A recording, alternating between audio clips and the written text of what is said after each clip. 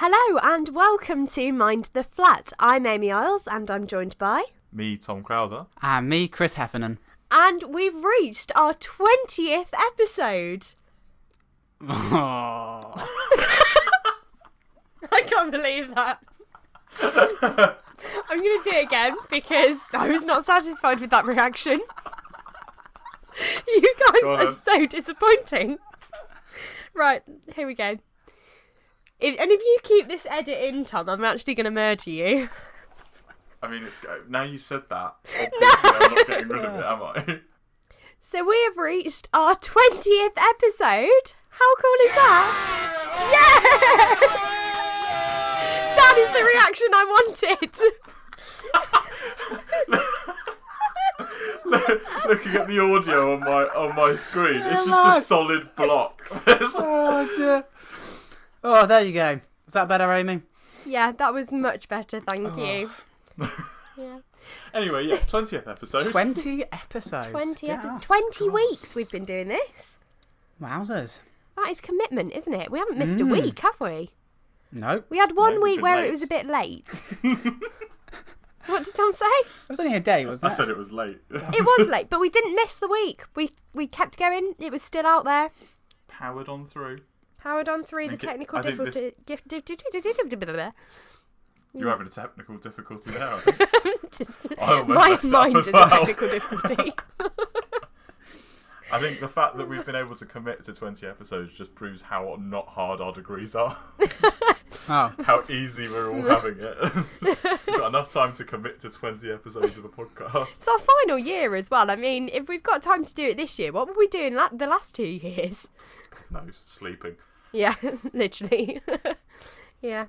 But yeah. Right, should we start this episode? Yeah, I've digressed for too long. So, because it's our 20th episode, we thought we'd hark back to those days, well, that day of episode 1, when we talked about the best thing since sliced bread. But we're going to put a slight twist on it this time, listeners. We're going to talk about the best thing before sliced bread. So, Ooh. good reactions there, Chris. Chris is a ghost. So yeah, the best thing before sliced bread. So we've got a much broader spectrum to choose from there. But before we go on to that, I want to ask, what are the things you can't live without? Because we've all got something which, if it was taken away from us, we would suffer. So we'll start off with Tom. What would be the one thing you can't live without? So mine's a bit pathetic, but so we live on Park Street in Bristol. Please no one come and find us. And it's quite a busy road, and my window faces out onto the street, and so during the night it's very, very loud. And so I bought some things this year, and it's absolutely changed my life. I bought a pair of what's called cozy phones, and it's like a sleep eye mask, like a headband thing, and it's got headphones inside it, so you can fall asleep with your headphones in, without like hurting your ears or without having to have the phone just playing like loud next to you. It's the perfect way to get to sleep. You can't hear anything outside. You get to fall asleep to a podcast or some music. Aww. And you have it playing through the night if you need to. Then you don't get woken up by rugby lads chanting drunk outside your window at 3 o'clock in the morning. That's really so much better. Much like more sleep. Properly soundproof? Oh no, definitely not. But Okay. I think they give like a consistency to the sound. Yeah, the problem fair. that I've got is that if the sound was always there, it would be fine because it would be constant. Yeah. But it's the fact that it goes from silent to someone erratic. shouting, "Because we like," and it's that sudden spike of sound that wakes me up. Whereas if I've always got sound in my ears, regardless, then I can sleep well. Good. Oh, I think that's a very Saved my valid degree. one. Fair enough. That is very fair. Yeah, go on then, Chris. What could you not live without? Oh, I thought I had one. So I was going to say chocolate would be something that I can't live without, but I actually did, because I gave it up for Lent a few years ago. Ooh. You lived temporarily without it. Yeah. With the knowledge that you would full well start eating it again after the 40 days were over. But I think especially I do sort of at the end of it, especially at the moment where I'm trying on earth to work my head around my dissertation, which is not proving easy. At the end of a day, sitting down, TV and a load of chocolate does help. It's nice. I really, really do enjoy chocolate. That's fair. A lot. And so I'd say that, yeah, I really couldn't live that job. But also, in an odd way, and I'm not sort of saying this because obviously we actually physically couldn't live without it, but the sun, and not in as much as we actually couldn't if it wasn't there, but in as much as the last couple of days, it was really, really gloomy. And you just sit in your room and it is just dull. It is just cloudy all the time, and it just makes you feel down. Yeah. And I just don't think I could manage to live a life where it is always cloudy. Yeah. So obviously, the idea of it like today it being a beautiful sunny day really does make a lot of difference. Yeah. So yeah, I think for me, chocolate, but also the idea of the sun being sunny, like sunniness, as opposed to the sun in itself. Because obviously we all need the sun. But Nice weather. I value nice weather Does and it even sunniness. have to be hot, or does it just have to be sunny? No, it just has to be sunny. So it could be. I love in the winter a really cold day, but with a lovely clear blue sky and the sun. The temperature doesn't bother me. It's just having the natural light of the sun. I really find it helpful. Yeah, I can't stand artificial light. I have to have a sunny room. I really struggle to concentrate with artificial light. So I agree with you there. Sun is a good one. Yeah. Go on then, Amy. What about you? Any guesses? What could Amy? This is tough. See, I think Amy's the sort of person. She's not materialistic in any way, so she could probably get rid of all of her possessions and just live just as a fulfilling life as she lives now. Thanks, Tom. It's her phone. It's definitely her phone. Without a doubt, it's her phone. Yeah, absolutely. I just, like you with your TV and chocolate, I don't know what it is about scrolling through social media because I get nothing from it, but I just find it really relaxing. And yeah, whenever I leave the house, I always make sure I have 3 things with me: my phone, my purse, and my keys. And out of those 3, So close. obviously, but those are the thanks, guys. But those are the 3 things I'm hyper aware of losing. But I think out of the 3, if I lost my phone, I would just be like, if I lost my purse, I could use my phone to ring up and cancel all my cards. I never carry cash around with me, so that's not an issue. If I lost my keys, hopefully one of you 3 would be in to let me in. But if I lost my phone, I think I'd actually have a breakdown. It's got everything on there. It's got my bank cards. It's got all my photos, which I really treasure. It's got my social media. Yeah. It should all be on the internet. Like, surely you back everything up to the cloud, though, so that you actually lose it. I'm if not you actually back that your good. phone up, Yeah, I'm not that good at keeping on top of it. that stresses me out. I couldn't live a life where if I lost Doesn't it just my automatically do it? I think it does, but I always run out of storage on the cloud because I just take too many photos. Yeah, I've paid for more. Yeah, I should probably do that. Boom, boom, boom. Mind the flat. Boom, boom, boom. So, on to the main discussion. What is the best thing before sliced bread? So, I think we're going to start with Chris. What will you be arguing for today, Chris? So, obviously, I just remind everyone of the fact that sliced bread was first sold in 1928. So, obviously, that is the time frame, just to remind everyone. Cause... Oh, I don't know. I might have to check my one.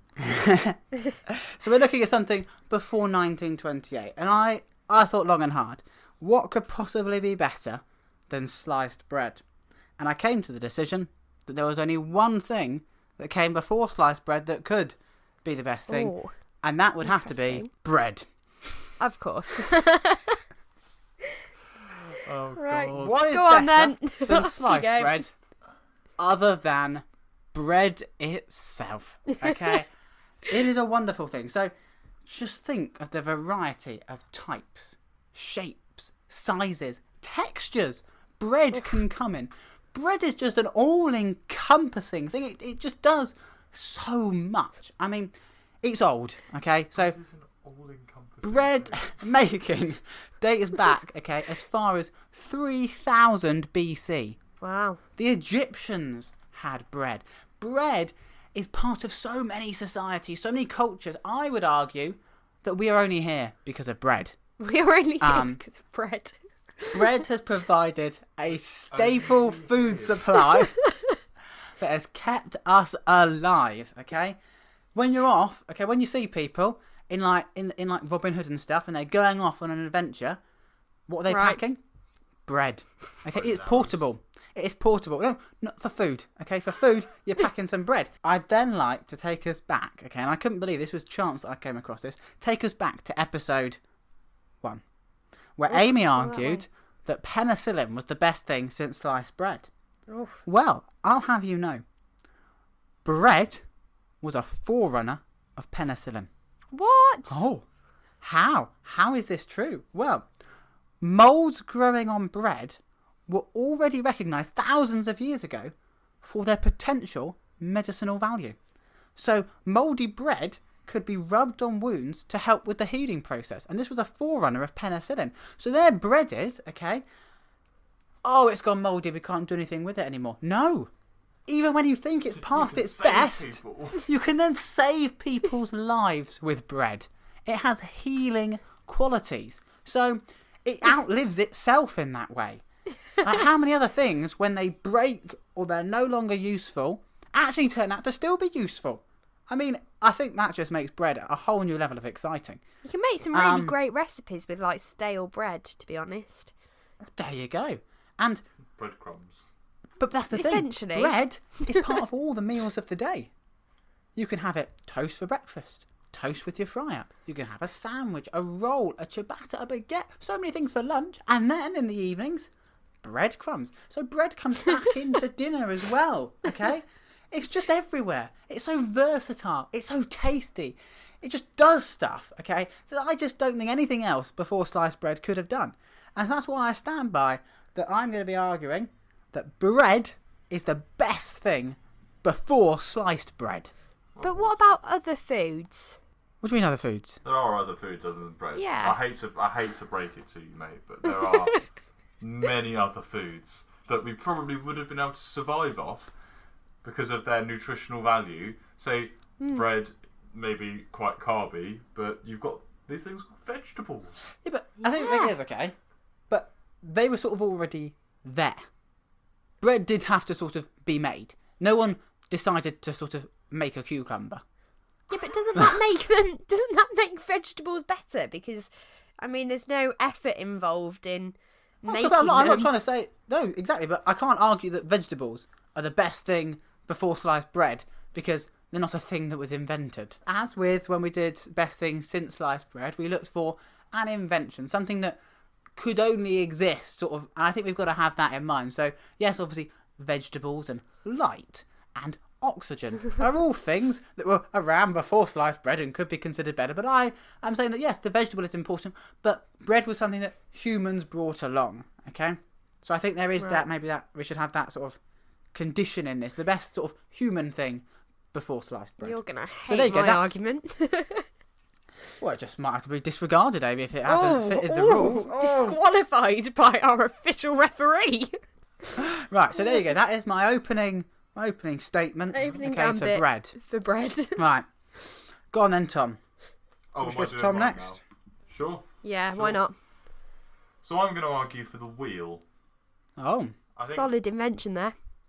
definitely, and I think more specifically than just the wheel, because the wheel is quite an abstract thing. The wheel and axle. So in order for the wheel to be useful, it has to revolve around something. So you think about cars, you've got the wheel revolving around cars. You think about like pulley systems, you've got like a bolt through the middle and a wheel going around it. And so the wheel and the axle was like a super pairing A super of pairing. what I'm arguing for. Yeah, The exactly. power couple The of the Anton Deck day. of invention. Exactly, the Anton Deck of invention, if you're Chris. But yeah, I mean, imagine back in the day, Mesopotamia, the kind of early civilizations around the Indus Valley, and you're all just walking around everywhere, or you're on a horse. Snacking on bread. Would they be snacking on bread by doing this? Stop forcing bread. Also, what is bread actually? Oh no, you've said what bread's useful for. Carry on. Sorry, go on. So they're snacking on bread. So no, they're running around, maybe on some horses or something. They're not really they're not moving far around, that sort of thing. And then someone invents the wheel. I mean, granted, when they invented the wheel, they didn't think to use it for transport. They straight away turned to pottery, and the potter's wheel was made before the wheel for transport. But then, a few hundred years later, we get the invention of wheeled transport, and people start using chariots, and now you can transport things across distances rather than just having big backpacks and stuff. And then you've got trade is possible between civilizations. You've got economies are developed. People can move across the land better. You've got this whole world, and society as we know it is built off of wheels. If you didn't have the wheel, everyone would be in their own little isolated community. You wouldn't be able to get things very far. The pyramids probably wouldn't have been built because they reckon those were done with pulley systems, and without a wheel in that pulley system, how are you going to pull the system? People would just be a lot stronger, wouldn't they? Because they'd have to carry stuff a lot further. Or a lot deader. They'd probably end up getting crushed a lot more. Well, there would be no wheels to crush them, though, would there? No, but there would be giant rocks and... I'm sorry, that's a really bad... You can only die by being crushed by a wheel. Yeah, no one else has ever died in any other way other than being crushed by a wheel. Well, they could just make the pyramids out of tiny little stones. It would just take them a lot longer. Oh no, sorry, Dave fell down the pyramid and it fell apart again. You've got to start from the beginning.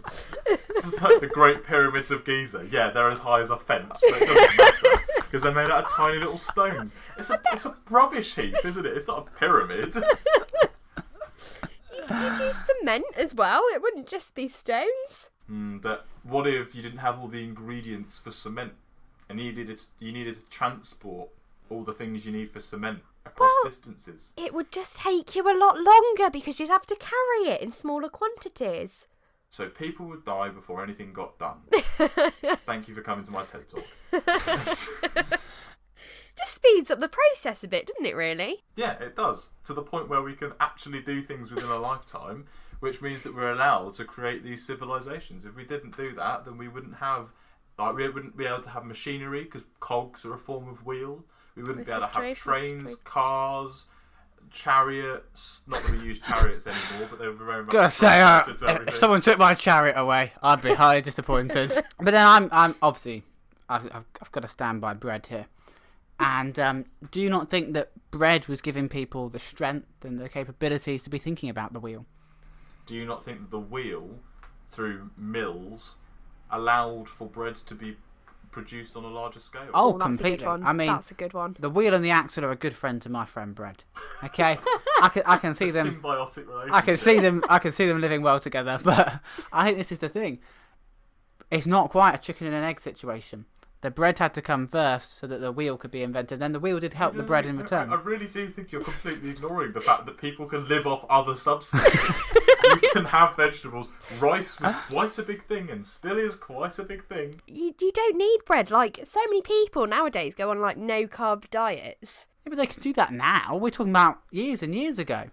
There were other foods. I think we can't keep clinging But they mainly ate bread. But I think primitive bread would have been actually quite disgusting. Primitive bread.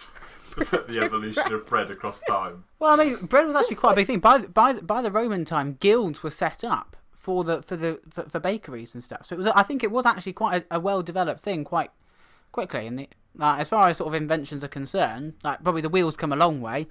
Bread probably hasn't actually changed as much. Right, I think we keep going round in circles like a wheel. So, Amy, do you want to jump in? Yeah, I'll jump into my argument. So, mine is a little bit abstract. I have refined it a little bit. And I'm going to be arguing that written language is the best thing before sliced bread.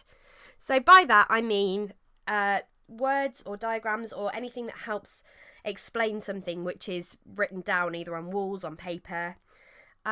So it's thought that human beings started to develop language in around 35,000 BCE. And that's when you've kind of got cave paintings emerging, like the pictographs, which depict kind of daily life. But actual kind of words... script. Yeah, script started to develop in around 3,500 to 3,000 BC in Sumer, in northern Mesopotamia, and it consisted of making specific marks in wet clay with like a reed. So still kind of pictographs, but depicting more than just imitations in picture form of daily life, kind of now starting to constitute a language. And then the Sumerians, they started inventing writing, so I think that is kind of more script as a means of long distance communication in terms of trade.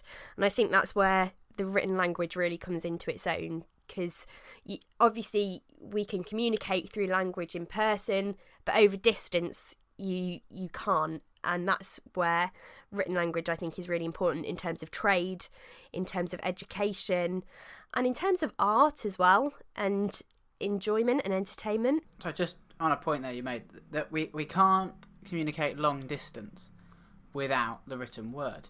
But before any sort of technology was created, one of the few ways to transport messages was via a messenger. So you could say your message to a messenger, the messenger could on their horse, off they go, and then they arrive and they redeliver the message verbally. So but you don't need then you get into a word. state of Chinese whispers, and it has happened in the past. There is evidence of that happening, I think. Whereas if you physically write something down, that can't. It's harder to misconstrue or misinterpret. Because but you could get stuck in a rainstorm, and all the writing just sort of drizzle away, and that's a proper class. Put some straws there. But if you were this message, it could get lost. There's so many things that yeah, happen. so could the person. Tom, you're not meant to be against me here. We're meant to be, chipping away at this. No, your argument is rubbish. As it was in episode 1. So you say then that the written language is important for trade. Not only but in trade. order to trade, you would need the wheel as well. You couldn't trade without a wheel. You could trade small amounts of things without a wheel, but you'd need wheels to be able to pull large amounts of things. But without trade, which has been negotiated by written language, you would have no need for the wheel. But we've just said with Chris's one, though, that you could use a messenger. But it makes things a hell of a lot easier. But the wheel makes so much things easier. I mean, you've got written language, okay, but you could do deals by having to get on your horse and off you ride and you go and sort things.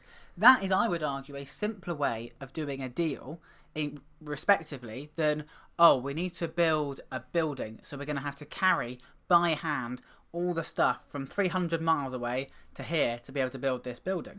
Okay. It's much easier for one person to travel 300 miles with a message than to be out without the wheel. Okay, fair points. But I think written language has more wider benefits as well. So, like, in terms of history, we would not have history without writing things down, because it would be oral. It would be based on oral history, and I'm not disputing that a lot of history is based on things that have been passed down by word, and a lot of written language can be misconstrued as well. But in terms of documentation and how we learn about things from the past, there is no other way but no superior way than the written word. I guess one thing that your argument really does have, I think, that's important, that I think, especially when we're talking about written things and languages that we overlook, is maths and mathematics. Yeah. Mathematics wouldn't exist without being able to write down, like, things like algebra, calculus. So like Newton or Leibniz devising the script for calculus. Like, if you didn't have that, we wouldn't be able to do so many things that we do nowadays. Effectively, maths relies on that. You can count with an abacus, sure, but if you want to move beyond numeracy to actual mathematics and start calculating things and using maths and manipulating maths, then you need a script in order to do so. Yeah, and I think that was one of the things in the with hieroglyphics and kind of this early form of hieroglyphics in Mesopotamia, that early on was I was reading that with pictographs, it was great because you could tell what was being traded, and to some extent small amounts, but it didn't have that detail and precision that written language has. Arabic scripts kind of like took the mantle, I think, with being able to write in the way that we consider a language to be construed today, rather than just being a series of bits of information that actually took forms where you've got syntax and that sort of thing, and that was never done before. Yeah. And at that point, then you can start creating art with it. Like, Absolutely. you're able to write, well, obviously write, but you're able to write stories, plays, Yeah. all these sorts of things that kind of develop emotion. And I guess the thing is with the wheel, and I would also argue with bread, there's little emotion involved in. Little emotion involved in bread. Well, You I'll tell tell that to a that to Paul baker. I think you could actually say bread was a key way. It was often quite central in feasts where people are coming together round a table. The whole idea of a sharing loaf is the idea that you break bits of bread from this and share it out. As far as religion is concerned, as far as Christianity is concerned, there is a big sort of emotional weight on the idea of bread. Bread being the representation of Christ's body. So There's in all also- those ways, bread does have emotional So meanings. there is also the strong attachment that Christianity has to the Bible, a written text. Yeah. So Yeah. Also- without that, in fact, it wouldn't exist. But I'm saying the emotional. I was arguing for your emotionality of bread, and I'd say that there is some emotion behind bread. But also, Not much, though. if you had Not as much as language. if you had a feast, it'd be pretty boring if it was just bread. Like, I think the emotional attachment to that feast, certainly in my case, personally, I would be a lot less enthused about a feast that was just bread. I'm not just talking about like, oh, here's a slice of white bread. Enjoy. Like, we're talking Call it a feast. olive and honey loaves, meat loaves. There's lots of other things they used to do with bread than just, here is a brown loaf of bread. Dig in. Sadly, we haven't been able to slice it for you because sliced bread doesn't exist for another 3,000 years. Oh, I think the other thing that we kind of touched on earlier before we started recording is the invention of the printing press, to link into my argument, which is arguably one of the most important inventions in all of history, invented by Johannes Gutenberg in around 1440. And it was revolutionary in getting information circulated across the world, really. And I think that kind of demonstrates the power of having accessibility to written language. So, I thought you might come up with the argument of the printing press. Here we go. So I had a quick look at what is involved in the mechanics. Of the Oh no, I Gutenberg knew press. you were going to do this. I knew it. And interestingly, it there's involve a a wheel? form of wheel. Oh, shock. I mean, it is like a wheel around a screw. So it's not the old pairing of the wheel and axle technically. Oh, not Although, that classic I guess combo. you could say that it is an axle just with some divots in it. So the screw is just an extension of the axle. It's like the axle's older brother. We're talking Holly Willoughby and deck now. The Axel Mark II. So yeah, we've got so on the Gutenberg press, you kind of crank a lever to push down the press, which is around a wheel. And so if you didn't have the wheel, you wouldn't have the printing press, you wouldn't have modern communication, you wouldn't have widespread kind of press and what has effectively allowed civil society to develop. But And the wheel is just serving.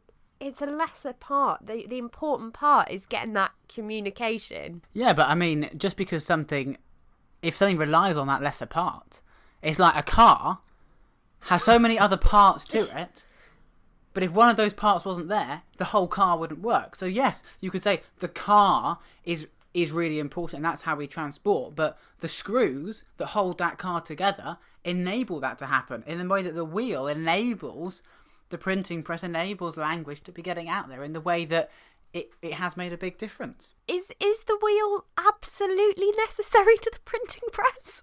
yeah, how would you make a mechanical press without a wheel? Have a Can you quick not do a think about it. hinge? I guess you could probably use a hinge, couldn't you? But I guess My Eat that, question then is, Gutenberg. how do you then get all this stuff out there? So you've got this printing press and it's making loads and loads of paper with loads and loads of bits of writing on. They're not exactly light. So is one person got a big rucksack on his horse going around? You post it, don't you? Pop it in the post. it just magically appears. The postal system that was invented without any of these other things. Like magic, you put it in a post box and bing, it's arrived at your destination. Carrier pigeons, mate. That's what the Royal Mail does. Or pneumatic tubes. It's just it's a one big system of pneumatic tubes. Yeah. You just post it. Right, are we going to be able to muster any kind of conclusion out of this nonsense? I feel like it was a very broad topic. Okay, it's not bread. I think we can all agree it's not bread. Sorry, bread Chris. is not where it's at. I think bread is actually more important than I actually thought it was going to be when I started this. Bread had a lot more things going for it, and I think bread is, in a lot of these things, an underdog. But don't worry, I don't think we can say that bread trumps written language or in fact the wheel. But then it's between written language and the wheel. Yeah, it's a tricky one, isn't it? I'm struggling here. I mean, I feel the wheel has allowed us to build, to stay alive in many ways. I think in terms of... Language has given civilization, maybe, the ideas of things that make us human, so sort of art and emotion, all those sorts of things. I think it's a difficult... I think in terms of practicality and actually getting things done, it's got to be the wheel. But without written language... End the podcast. No, I'm going to defend my corner. Without written language... As you say, we wouldn't be able to communicate as successfully, and then that would put a halt to things getting done in a way where you'd have a breakdown of communication, and you wouldn't progress through history as we have done without written language. We wouldn't be able to learn. So maybe it's just safest just to conclude that bread was the best thing. Nice try, Chris. Nice try. This is like the history episode we did when I was like, the past is great, and you two were like, no. How about we leave it open to listeners? Oh, we could do a poll. Don't even give a conclusion. We can have a listen to this podcast and let us know what you think is the best, whether it is bread, or probably not, the wheel. We can create a poll, can't we, on the Facebook? Go for it. We'll do a poll. Yeah. Let us know what you think. Yeah. If you vote bread, I'll be so happy with everyone. Just saying that now, okay? You'll make my day. Everyone that votes wheel gets a free wheel. Well, you're using written Like a wagon language wheel. to be able to vote, so come on. Let's think about who the real winner is here. Boom, boom, boom. Thank you very much for listening. And if you want to get in contact, you can find us on Facebook. We're Mind the Flat Podcast. On Twitter, we're at mindtheflat_pod. And Instagram at mindtheflat_podcast. And if you want to respond to anything we've said in this episode or suggest a topic for another week, you can head to our Reddit. That's r/mindtheflat. Or alternatively, you can drop us an email at mindtheflatpodcast@gmail.com.